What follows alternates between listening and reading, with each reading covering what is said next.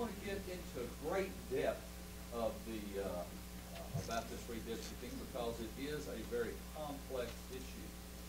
The actual redistricting map that was voted in the Senate didn't take 15 minutes to put together, ladies and gentlemen. It must have taken the leadership of the Republican Senate literally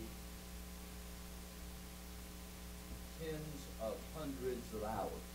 You think, what? No, it's crafted that well to do as much political hardball damage as it could. But I'm going to take the high road, and we're going to move forward. And let me share with you that although numeric District 4 has been airlifted metaphorically from West Kentucky to an area that is in downtown Lexington and ground zero is Rupp Arena, let me share with you most of my friends from whence I came, and I continue to do from. Three questions that are asked. Number one, is it legitimate? Yeah, probably is. Number two, do I have to move? No, I don't have to. And the next question is, do you get extra tickets to UK basketball? And the answer is no. So there's no perks with that, so just so you'll know that. As I said, I continue to live here in the GRADD region. We'll continue to participate with the Green River Area Development District.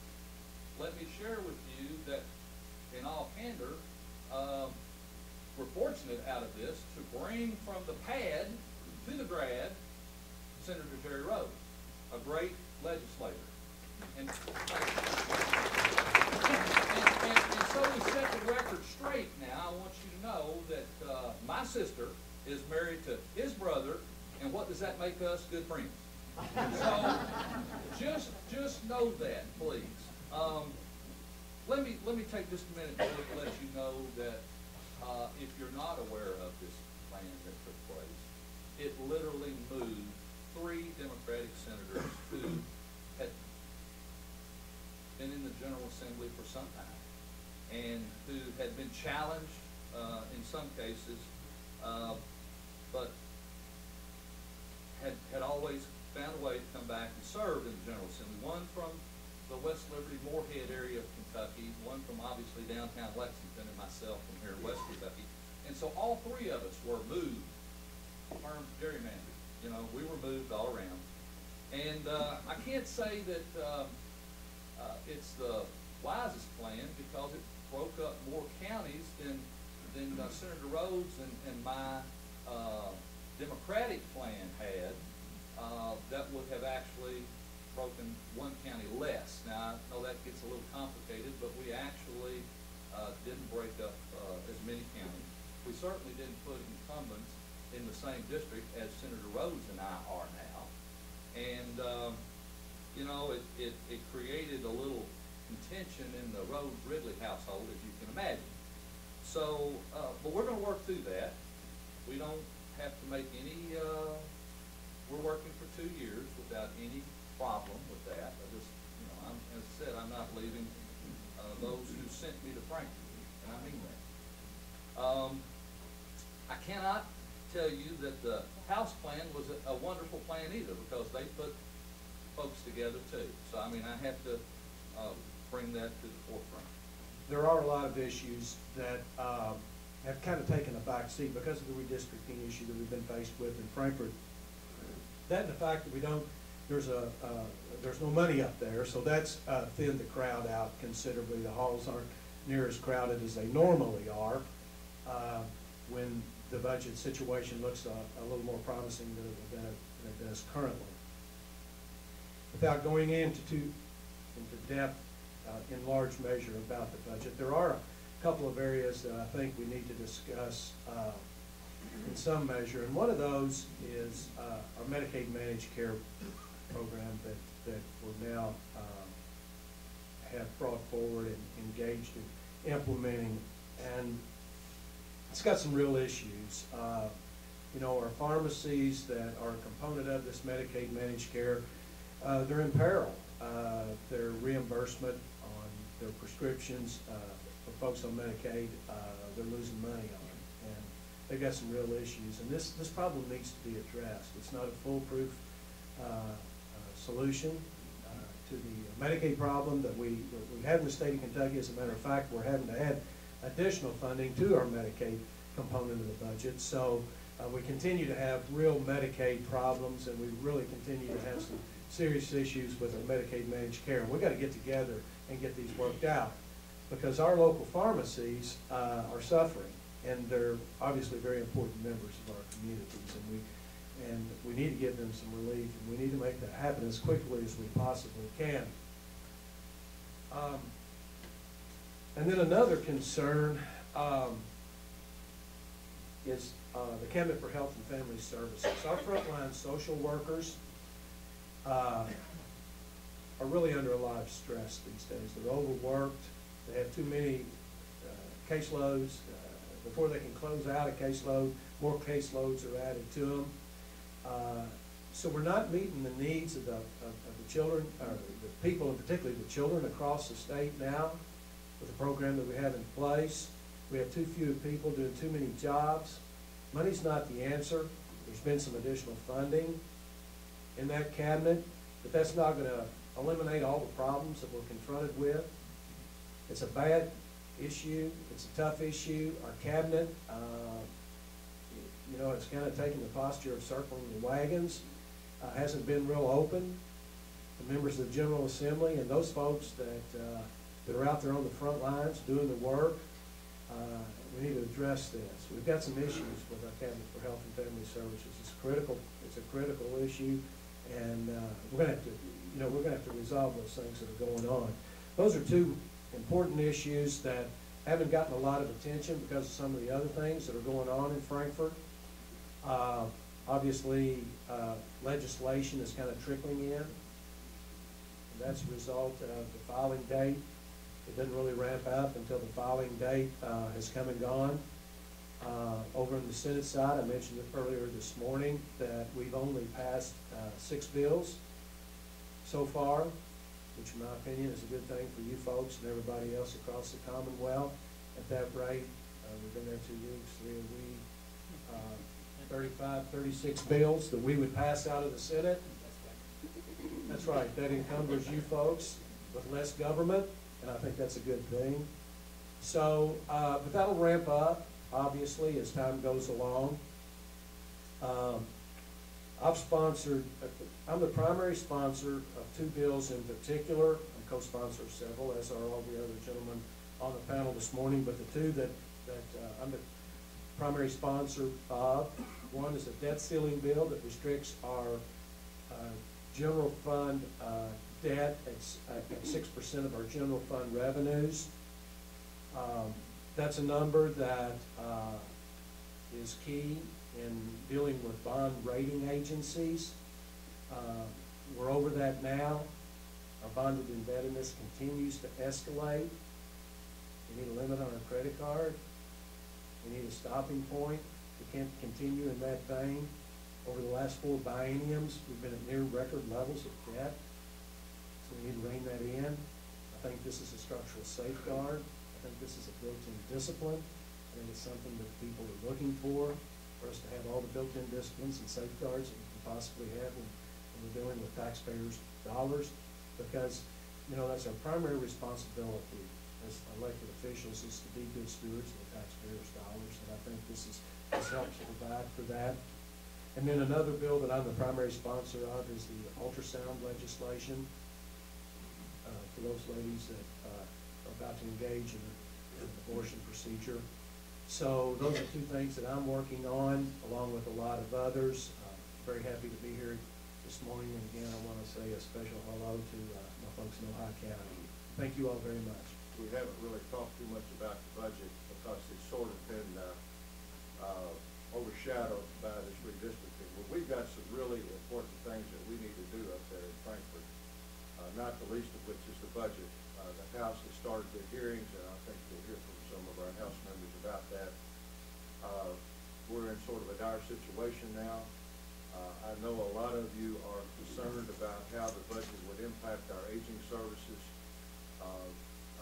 Currently, the budget proposal the governor laid out would provide about 6+% cut in aging services down to about $35 million. That will have some impact on the delivery of services for the aging, and I'm hoping that the House will take a very serious look at that, because the budget proposal that was made was $50 million, and it's down to about 35. So I hope that we can address that and do the best we can to continue providing services for the aging. We have a few bright spots. As Senator Bowen indicated, we're going to try to increase the number of social workers and maybe reduce their caseload. A very important issue, maybe it'll rank up there very high, is the prescription drug abuse issue that's being addressed. I was in a lengthy meeting a couple of days ago where we're trying to put a bill together that would regulate and stop these pill mills that are literally killing families, children. It is a scourge on our society now in Kentucky. And I'm confident we will have a bill that will regulate and hopefully shut down these illicit pill mills, because we hear a lot about meth, and that is a problem. It's I think getting a little bit better, but there are certain hot spots in Kentucky, like particularly southeastern Kentucky, where it's still very, very bad.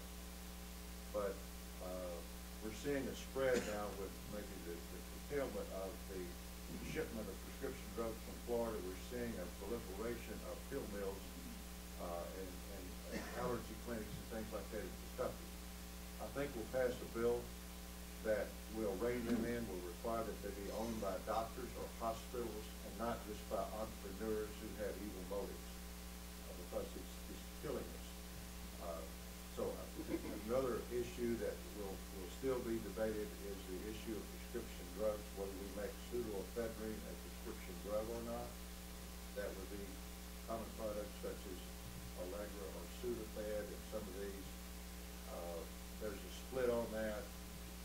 There are many of us who feel the way I do, that there are other ways to do this with our inflex system, where we can regulate the purchase, we can track the purchases of these from pharmacies, and at the same time maybe lower the amount that can be purchased.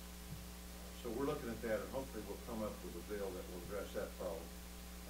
There are a lot of other issues that we can talk about today, and along with others, I'll certainly be willing to try to answer any questions that you may have. I'm very happy to be here. I look forward to working with my new representatives and continuing to work on behalf of the counties that I have represented, because we have to remember we are state senators and state representatives. We're not county representatives in the county. We represent all of the citizens of the Commonwealth, not just the folks in our district. Thank you very much. We've had about 339 bills filed so far in the House of Representatives. In a given long cycle like this, we may have 800 to 1,000. I hope we don't have that many this time, because we simply don't have enough time. On February the 2nd, which I think unfortunately is next week sometime, we'll be a third of the way through the session, and we've got a lot of heavy lifting, Judge, that we've got to continue to do. A couple of issues on our side that I think are important to a lot of folks, and hopefully to the majority of the Commonwealth. Certainly we talked about the pseudoephedrine issue and the pain kill and the pain clinics, and we've got to do that. We've got to ramp up our CASPR system to get more doctors to report that use this prescribed controlled substances, and so we can monitor that better. But a lot of debate on how to do the pseudoephedrine issue, as Senator Rhoads mentioned. But we've got to do something, I hope, on raising the graduation rate in Kentucky. It's unfortunate that our kids drop out, and then what happens to them? They become a burden on society. Their incarceration rate increases. Their likelihood of getting involved in drugs increases. Their likelihood of getting involved in being participants in welfare increases. We've got to expect more of them, and we've got to do more for them. We have to give them more alternative options, introduce more opportunities in our skills that they can get from our community colleges, learn skills, get involved in there, have more opportunities to remove that disconnect, and keep them interested, keep them involved in school so that they can hopefully get the skills that they need to be successful and raise their families and start a career. So we're going to be, we'll be passing that bill again, I'm sure, and the House of Representatives has already come out of committee, and I hope we can get some support this time over in the Kentucky Senate. It's a big initiative, particularly with the First Lady. Another thing that we're going to be looking at in the House of Representatives, obviously, we've got some things that we're doing on the economic development side, angel investment tax credit, something I'm involved in. Hopefully that'll incent people to provide venture capital, if you will, to start up businesses so we can create more jobs and keep jobs in Kentucky. We've enjoyed the retooling of the governor's economic development incentive package right here in our region. We've seen a lot of good things happen because of that partnership, and that's what it needs to be, a partnership between the private sector and the public sector. The public sector can't create jobs, it doesn't need to be interfering with people's business, but it can provide the conducive incentive. It can provide some of the ingredients to let the private sector be the propellant. And I think that's what we've seen in our GRADD region, and I hope that that will continue. Tax reform, as I mentioned, is going to be coming, probably not during the session, but during the interim. Hope there'll be a report that comes out toward the end of the year that will address that from an adequacy standpoint, from a competitiveness standpoint, from a simplistic standpoint, but we've simply got to retool and redesign our tax system in Kentucky to be more consistent with the type of economy that we have today. And just in conclusion, Jatan, I want to applaud you and your board for the initiative that you all taken on your need-based scholarship program. Gosh, nothing more important. Isn't it a sad comment when you see a young person in Kentucky that can't have the benefits of higher education because they can't afford it? That is absolutely unacceptable, and you all are doing a great program in GRADD to push your need-based scholarship program forward, and I hope that that'll be successful and provide a lot of people with the opportunity that otherwise they wouldn't have. Obviously, the Senate may be coming out next week with a bill that has had a little bit of discussion called expanded gaming. We'll see where that may go in terms of what that might portend. But I want to end by thanking you all for the privilege. I should have said at the outset, my district is the eastern portion of Davis County and all of Ohio County, which I've had the privilege of serving for a number of years. And fortunately, the way our district was redrawn pretty much is going to stay that way. But I want to thank you all for giving me the privilege to serve you in that area. And I look forward to working with my colleagues and all of you all to make Kentucky an even better place to call home. Thank you. The redistricting, I had hoped that we could do that in a special session, because what happens is it's taken up all of the time up to this point, and it's taken a lot of, as someone said, it's taken the oxygen out of the room. There is a lot of hurt feelings, a lot of people who may have liked to have, maybe cooperated for the rest of the session. They may not be as willing to cooperate now, because in both chambers there is a lot of distrust, there's a lot of resentment, there's a lot of anger and hurt feelings, and that's very unfortunate. And I certainly hope that at least we can get that behind us. I'm not real confident with the circuit judge in Franklin County. I don't have a lot of confidence in his decision, so don't know what will happen there. He certainly is a very activist judge. So we don't know what's going to happen, but we will find out Monday. I hope that we will let the redistricting go through as it is. If it's found unconstitutional later, we can come back and change it. But I can tell you this, that if we have to go through the rest of the session arguing about redistricting, very little else will get done. And that's very, very unfortunate. So I hope that that doesn't happen. For anybody thinking about filing against me before Tuesday, you probably have a lot longer, so don't do it Tuesday or before, because you probably have a lot of time to do that. I'm kidding, of course. But this seat does not belong to me. It belongs to the people of the 12th District. The 12th District, which is continues to be all of Webster County, all of McLean County, and portions of Davis and Hopkins. I also had to add about 3,000 population to conform. And so now I've got a little bit less than Davis, but much more of Hopkins County. Let me just say to those people who are saying that one plan is not constitutional or whatever, there is no way that you can actually draw redistricting in Kentucky and meet the requirements of our 1891 Constitution. The Constitution says that you cannot split a county unless that county is larger than what a regular district is. But it also says that you can't put more than 2 counties together. Well, if you do that, then that doesn't satisfy federal law. That's one man, one vote. A lot of you might remember that many years ago, the 12th District was just McLean and Webster counties. Well, McLean and Webster counties combined would probably be a little bit less than 25,000, and it's not fair for me to go to Frankfurt representing 25,000 to have one vote, and someone from Hopkins maybe that has 49,000 to also have one vote. That wasn't equal. And so there's really not any way at all that you can draw the districts to meet federal law today without either splitting a few more counties than you have to, or without adding more than 2 counties together. So, you know, my county, I have 4, and at one time I had parts of 5 counties. So that actually does, in some ways, violate the Kentucky Constitution. But let me say that the current plan that we have now, that we've been living with the last 10 years, did split 6 counties that were more than, you know, the counties that were too big for a district. That is the same plan that the House has now. It splits 6 counties that are more. And so we feel that wasn't challenged the last 10 years, and so that plan ought to be constitutional now as far as the number of split counties is concerned. So that's all I'm going to say about redistricting. As you said, there's some of the big issues, of course, is the budget, and some of these other issues will probably be dealt with. Hopefully, the expanding gambling is one that I have been in the legislature. I'm starting my 18th year. It has been an issue almost ever since I've been there. I think that if it's not settled, and the only way it's settled, I think, is by putting it on the ballot in a constitutional amendment and letting the people decide.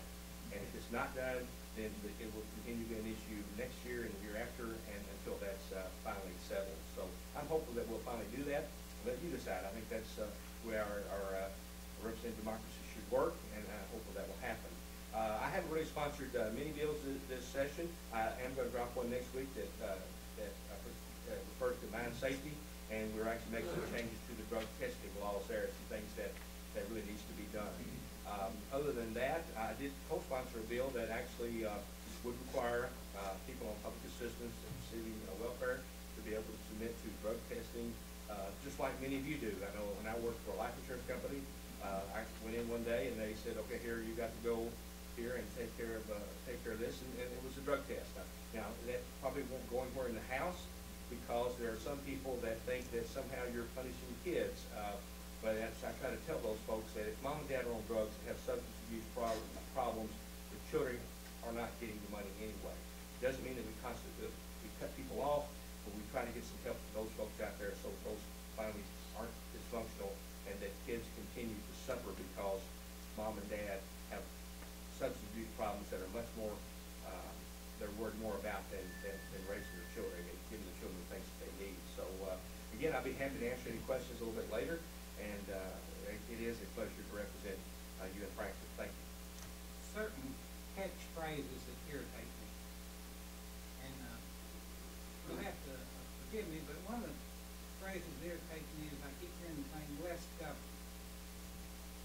Well, that's very irritating to me, because the truth of the matter is I want less bureaucracy, but I don't necessarily want less government. You know, I enjoy my police. I enjoy them. I think they give me a feeling of safety. I enjoy my fire departments. I think they're important. They give me a feeling that if my house gets on fire, that somebody's going to respond and come and help me. I like the concept that we have a government that is a safety net for our people, especially our vulnerable people, our senior citizens. You know, to me, we need government.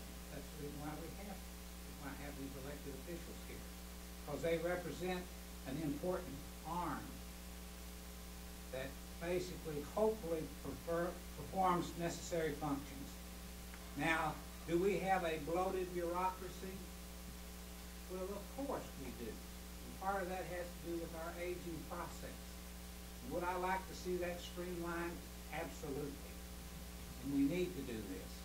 We need to know who to talk to. You know, right now I'm working on the Michelle P. Waiver program. Families are being treated unjustly. This is a bad situation. And I'm learning things such as support groups, and there's a variety of terms, and you keep getting them. There's one layer after another layer after another layer, and you're trying to find out who you should talk to, and you know, you can't really find it out very easily because we've got too much bloated bureaucracy. We need to cut to the chase in a lot of instances, and we don't seem to do that very well. Well, this is something that, I do feel like that government is important. Do we need to streamline it? I think we do. Do we need to make our dollars count? I think we absolutely need to. You know, I'm a physician, and the Lord has blessed me immensely, and I pay a certain amount of taxes. My wife last night was kind of complaining about that. I said, well, sugar, you know, we have to realize that if we want services, we've got to pay for them. And that's exactly what we have to educate our communities and have to realize. If they want services, it costs. Nothing's free. There's no free lunch. If it is, there's something attached to it. I guarantee you that. And I get offers all the time for free lunches. But don't believe me, they're not free. There's something attached to that. And I think we all need to remember that and look at it.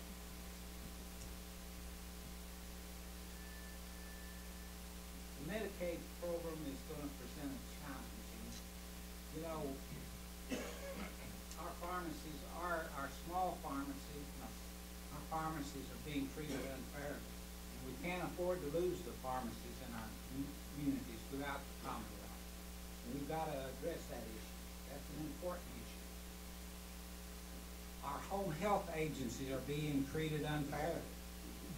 Since this home health managed care thing, and let me just say this, I served on the Medicaid Oversight Committee involved in the hearings for the managed care. And basically, I am for managed care, but I'm not for poorly managed care. And what we have right now is poorly managed care, extremely poorly managed care, not acceptable managed care. And I'm angry about it, very angry about it, because it was done so poorly and implemented very poorly. And it's hurting our home health agencies, it's hurting our pharmacies, it's hurting our providers. It's making health care inaccessible to a lot of people. It's making medications that are urgent for our young people, our people that have this attention deficit, hyperactivity syndrome. They're not able to go to school because they can't get their prescriptions in a timely fashion. This is not acceptable. And I'm going to address this as forcefully as I can. I'm very upset about it, as you all maybe can tell, and I think things need to be done. As you probably are aware, the governor mentioned during his budget speech that Kentucky ranks #1 in the nation in colon cancer. My wife, I was married nearly 40 years. My wife died of colon cancer a little bit more than a year ago. And I was a caretaker for her during her illness. And I'm going to tell you about some of the things I learned as connected to bills that I have in place right now. I have House Bill 55, where I asked for $8 million to fight colon cancer. I don't think I'm going to get that because the state's short of money. But the governor stepped up to the plate, and he supplied $1 million over the 2-year budget. And that $1 million was matched with another $1 million, so we got $2 million to fight colon cancer. I was really happy with that. So that will get us started. It will basically cover 4,000 people across the state. So it'll help people who are uninsured between 50 and 64 who cannot afford colon cancer exams. I had a colon cancer exam. My wife had a colon cancer exam. Here's the problem with colon cancer exams. They miss 5% of the colon cancer. You gotta understand that. Doctors only catch 95%. If it's microscopic, they will not catch it. If the polyp, my wife only had 1 polyp, if it's in a fold that the doctor can't see, which my wife had, they won't catch it. You have to be aware of that too. Nothing's 100% in life. Moving on. I also put a House resolution in for colon cancer survivors and friends. And this allows us to discuss things. Here's what I learned in fighting my wife colon cancer. I got up every morning at 5 a.m. I fixed my wife breakfast. I did lunch. I did dinner every day because she needed the energy. To keep her from losing weight, the doctor said, well, she's not going to want to eat, and she'll lose weight. So my kids and I got together. We hired a nutritionist ourselves. Hospital supplied a nutritionist. We bought our own nutritionist. And here's what I did. I put together meals like ice cream, and you know what weight builders get those big muscles? I bought some of that crap. Asked the doctor if it was okay. And he said, yeah, that's all right. So I mixed that weight building stuff with ice cream and blueberries and, regular blueberries and regular strawberries, mix it. Now, I couldn't eat it myself. Now, this stuff, it was a whole day's calories in like an 8-ounce cup. It was really packed with calories. So she never ever looked like she was sick. Most people said that when she passed away. Said, we didn't know your wife was sick. That's because we were giving her stuff that would really stack the calories on. Here's the other thing I learned. We gave her broccoli on a regular basis. Broccoli has more protein than a steak. It has twice as much protein as a steak. It has 11 units of protein, and a steak, for the same amount of calories, a steak only has 5 units of protein. Broccoli has 24 minerals and vitamins. It's just like eating a multivitamin. We fed that on a regular basis. Here's another thing I did. I got French custard cups, 4 ounces. A serving of food is 4 ounces, so I didn't have to measure this crap out. I put it in the custard cup. Broccoli, green beans, mashed potatoes, then I put it on a plate. It helped me get around measuring everything individually. Let's see what else I want to tell you. Her hands became, so she could not turn the lights. So what I did is I bought touch lights. She'd go through the house, all she do is touch the lights, they'll come on. She never turned anything or pull anything. And she raised the lights or lowered the lights just by touching the lights. And I did that all through the house. Just so you're aware, and those are the kind of things that if you have a colon cancer group, you can discuss things that you can do to help get through those issues. Let me think, what else did I didn't cover? Oh, I put a bill in House Resolution 25, asking for training for any city over 25,000, give them Alzheimer and dementia training. Because our society is growing older. Our police should have dementia training and Alzheimer's training, our fire department people, our EMTs.